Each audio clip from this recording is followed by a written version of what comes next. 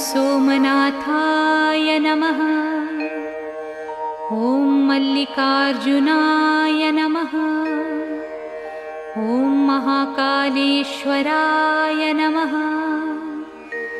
ॐ ओंकारेश्वराय नमः। ॐ वैद्यनाथाय नमः।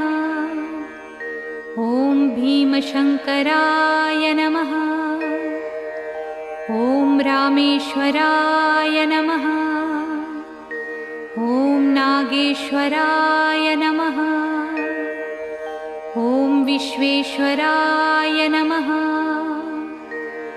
ॐ त्र्यंबकेश्वराय नमः। ॐ केदारेश्वराय नमः। ॐ भुस्मेश्वराय नमः।